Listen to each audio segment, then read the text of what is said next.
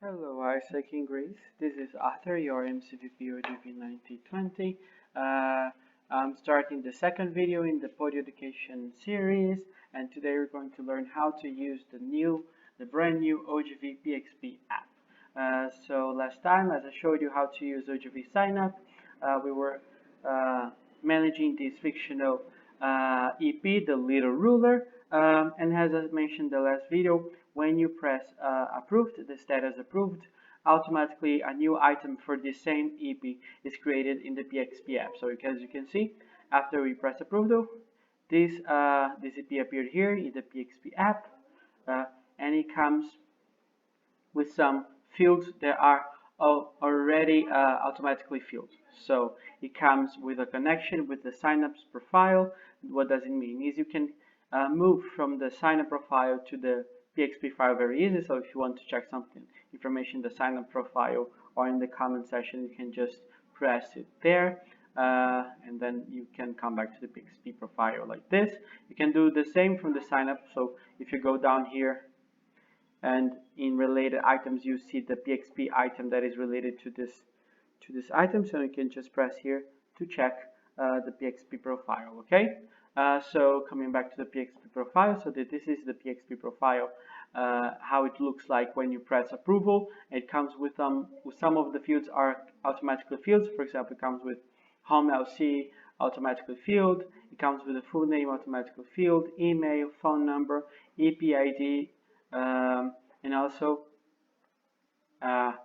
it will automatically update the host country, the host LC, and the project SCG every time you update it in the sign up profile. Okay, so the first thing to do when you have a new EP in the PXP app is to put somebody responsible for this EP. So you go right here in the section 3, EP management, and the field PXP manager. You're going to put a member that is going to manage this EP. Okay. PXP manager is just like an EP manager. It's the same thing of EP manager, but it's specifically for the PXP phase. So specifically during the preparation and experience and post-experience phase. Okay. After you assign a member to manage this EP, this member is going to be responsible to fill all the empty fields in this profile. Okay. So first thing it's going to do, it goes to opportunity details, and it's going to finish with all the information about the opportunity this EP was approved to that are not filled yet. So for example, application ID, we need the ID to the application, so we can easily access the application of this EP to check all the information for this opportunity. So what you're going to do is you're going to expa, you're going to people, yes, people I manage. You're going to type the name of the EP, and when the EP appears, you're going to open its profile, and then after that, you're going on applications. You're going to find the opportunity the EP was approved. You open the application, and then it will show you a pop-up window with all the information. So from this part, you can check the information. So for example, this is the organization. This is the name of the opportunity, and this is the LC, and this is the OPID. So to check more details about the opportunity itself, you copy the OPID, and then you open the OPID and you type isaac.org/opportunity/OPID. And then you will be able to open the page of the opportunity in which you'll be able to check all the details about this opportunity. So checking on the details here, you'll be able to for example, put the name of the project, the TNF of this project, the name of the organization that provides this project, the enabler, and of course the address of the enabler, the address where this opportunity is happening. Coming back to the application ID that I told you about, you're going to take, after you open the application, you just copy this, you open as a page, sorry, and after you open up as a page, you copy this link here, and you put it in here. Okay, and the same thing for the other information. Okay, after you have filled all the opportunity details, you're going to move to EP management information. Okay, so first of all, you're going to define if the EP is XP or not. Yes, if it's a member, you put yes. If it's not a member, you put no. This is very valuable information for us to have XP data to report and to track, so we can understand when we are having XP campaigns how to work with it. Okay, After that, you're going to put the realization date, exactly the date in which this is going to have to travel. Sometimes the real date is different from the date in the opportunity, so you need to check that in the contract or with the EP manager. They approve this EP exactly the date they are going to travel. Okay, so let's, for example, imagine that this EP, the little ruler, is going to travel, is going to realize on the 2nd of December. Yes, and then 6 weeks later, you put also the finish date. Okay, so for example, if they are going to start on the 2nd, 1, 2, 3, 4, 5, 6. So they're going to finish on the 17th of January. Yes. And then automatically here it will show you the experience duration. So how long is the experience of this EP? So remember, 6.5 weeks, good. 6 weeks and 5 days. So remember that it cannot be under 6 weeks in any condition. Okay, so if here you have a number under the 6 weeks, you need to check those dates and talk to ICX to guarantee that it will be 6 weeks, because that's the minimum duration for GV product. Okay, and then you start processing this EP during the preparation phase. Okay, so for example, in here it will show you the process time. Approved to realize process time means how long does this EP takes to travel after approval date. That's important information for when you are, for example, planning your realization, so you can understand how to plan your peaks, because you know usually how long your EPs takes to travel.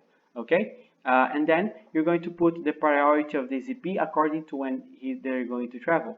If this EP is going to travel in less than 3 months, this EP is priority 1. It needs all of your focus. If this EP is going to travel in between 3 months and 6 months, this EP is priority 2. So you need to do some things, but it's not your main focus for now. And finally, if this EP is going to travel more than 6 months from now, this EP is not your priority right now. So you put it as priority 3, okay? According to the distance from today's date to the traveling date, okay? And of course, according to the time goes, you're going to review this priority so you have always the right focus. Okay. After that, you're going to, according to priority, you're going to give different services to ZP, but important is to always keep this profile updated. So for example, the next thing to update is the flight date. So you're going to track the AP to buy the flight tickets. That's one of the most important things to track, because if the AP buys flight tickets, it's almost 100% sure he's going to travel. So after that, you're going to ask for these tickets, and here you're going to put the dates of these tickets, okay? The departure flight day, when it's going, and the return. This is very important information, because when you put the departure flight, you know when the AP is going away, so you know that you have to book an OPS before that date. Also, you know the date and time the AP is arriving in the country, so you can track ICX for their arrival pickup. The same thing, the return flight date is very important, because you know when the EP is coming to town, so you can schedule your debrief accordingly, maximum 2 weeks before he arrives. Okay, very well. And then another important thing is to add the context information. So down here in the section 6, you have the context. So it's really important for you to keep this updated, because if anything happens, you have here in an easy access the people you need to contact about TCP. So emergency contact is usually the parents, the father, the mothers of TCP contact. So for example, if something happens to TCP, you know who to contact and to talk about TCP, okay? The second contact is the LCVP IGV of the host LC. So you have to put here the LCVP IGV contact, because this person is the final responsible for the experience of this AP. And also the AP manager knows LC. So probably this AP is going to have a specific member in the host LC that is going to be responsible for their experience. So you also put the contact of this person here, okay? This is important to keep updated, because then you will know who to contact about which topics, and you will not feel lost looking for contacts in the internet and asking people about contacts. So when you are having something's going on, you're facing a problem. Okay. So let's go. Let's say everything is updated, very good, and then you start. The experience of VP is about to start, and then you need to do what? You need to start tracking the standards. And all we have here, the section 4, and it's all about standards. We have all the 16 standards here, and the questions if it's been delivered or not. So every which one of you are going. If it's pending, if it's done, if it's not done. For example, for personal goal settings, after personal goal settings, it has a question if the output was sent to ICX, yes or no. The OPS, if you have invited the P, if you scheduled, if you need to schedule, so many options for each standards delivery. Okay, so I recommend you to go through every standard to understand what are the options and how to classify it. Here's the place for the date of the OPS when you book it. Okay. Arrival pickup details. So for example, you put here when the EP is going to be picked up, where, in which place. It's at the airport, it's at the bus station, who is the person responsible for the pickup, so you know how to track if the pickup is being done or not. This is very important as well. Okay. Accommodation is also one of the main standards and the one we usually have the most problems with, so very important to keep it updated. So the options is pending if you don't have any information about it yet.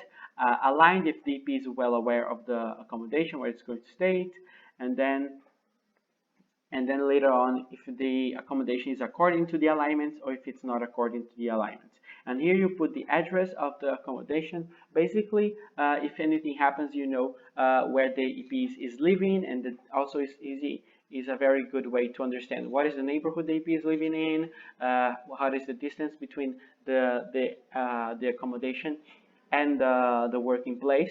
So these are very good informations to have. Also, accommodation details is it a house? Is it a host family? Is it a hostel? Is the EPs sharing rooms with other EPs? How many? And all the information you can gather about the type of accommodation these EPs is having. Okay. And then we have all the others standards. Here the debrief, you can also put the date of the debrief you're going to schedule, and you can classify if the debrief, if you invited the P, if the debrief is scheduled or not, if it has to be scheduled, and those kind of things. Okay, so this is it for the standards tracking, but also very important tracking that you have to have during the mainly the preparation phase, but also the experience and post-experience phase is documents tracking. So here we have a documents checklist in which you're going to check every one of these documents after, and that's very important, you uploaded the document to this profile. So you're not only going to ask the EP to send you this document, but you're going to upload the documents in this profile. How do you do that? You scroll down to the bottom, and here you have files, and you press choose a file, and then you can push the document here, and it will be automatically attached to the EP's profile itself. Okay, so after every document that you upload here, you're going to check here flight tickets, passport if needed, insurance, and all the other documents. Okay, all the documents that are here in this checklist, they need to be uploaded to this profile. That's very important. Finally, after the EPs comes back, we need to, of course, have a debrief with the EP, and something very important that needs to happen during this debrief is the survey fulfillment. So we have two surveys that EP needs to fulfill, that is the standard survey and the NPS survey, and here you're going to say if the EP is doing this or not. So exchange survey, you have the option partially filled if the EP answers some questions but not every one of them, and then filled if they have filled it, and pending if they haven't. The same thing for NPS survey, so pending if they haven't filled and filled if they haven't, and here you have an option to put the score they gave to the experience, so if it's an 8, if it's a 9, you put here, and finally you're going to classify the EP as a promoter passive detector. This is very important because having this updated, you'll be able to filter later on which are the promoters that you have, and you'll be able to contact these people to invite to events, to invite to be member, to invite to other products, and a lot of other possibilities that you can have. Okay. And also finally, the break management is what we don't have to do. We don't want to deal with, but we have to anyway. So if an EP wants to break an approval or wants to break in a realization, you have the options here to do it. Okay, so if the EP has requested to break the approval, but you haven't done the fill procedure yet, you mark this option. but if the procedure is done, you mark this other option, and the same goes for realization break. Okay. So another option is the blacklist. So as you well know, if EP breaks approval or realization without a proper reason, without a reason that is stated in the XPP, this EP is automatically blacklisted. What it means? It means this EP cannot have an exchange with ISEC again in the future. So here's the way of us to identify what are these EPs. So if the EP breaks approval or realization and they are blacklisted, you put yes in this option. Okay. So that's it for today, guys. This is the video of today. I hope it helps you very much, and see you soon.